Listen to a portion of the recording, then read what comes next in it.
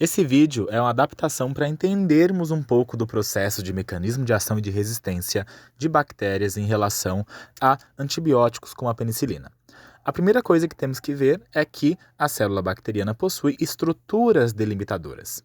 Entre essas estruturas, nós temos a própria membrana plasmática, que é uma bicamada fosfolipídica anfipática, e acima da membrana plasmática temos uma estrutura de parede celular originada por peptidoglicano, que por sua vez possui aí na sua estrutura dois carboidratos, o NAN e o NAG, ligados em cadeias laterais de aminoácidos, formando uma malha seriada que fornece os quesitos de proteção mecânica, física e química da célula.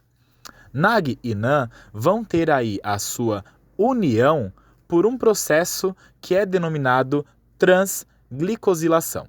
Então, NAG e NAN se seriam por esse processo, enquanto a malha ramificada ela é ligada por um processo denominado transpeptidação, que é originado por uma enzima chamada transpeptidase, que liga as cadeias ramificadas de aminoácidos de cada uma dessas malhas, originando aí a estrutura, que pode ser espessa ou pode ser um pouco menos espessa, contudo, a estrutura rígida principal das paredes celulares das bactérias, gram-positivas ou gram-negativas, respectivamente.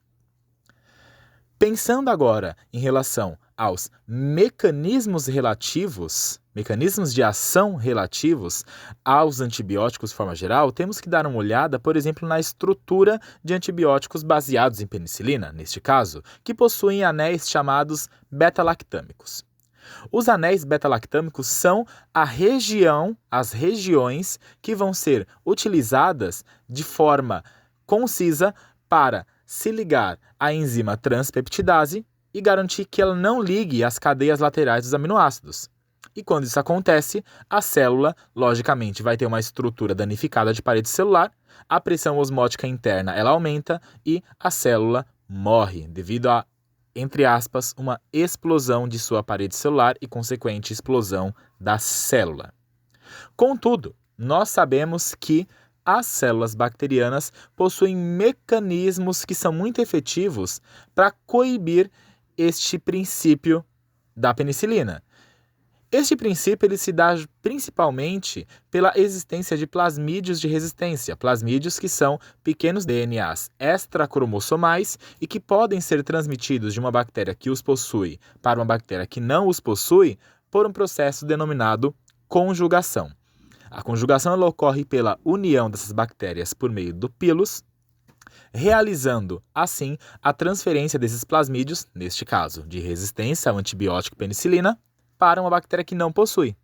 Esses plasmídios vão ter a informação de produção de uma enzima denominada beta-lactamase. Essa enzima, beta-lactamase, vai ser o mecanismo de resistência em relação à ação de algum antibiótico, como neste exemplo a penicilina que possui os anéis beta-lactâmicos que realizam a inibição da ligação das cadeias laterais. Neste caso, nós teremos a união do anel beta-lactâmico com a lactamase.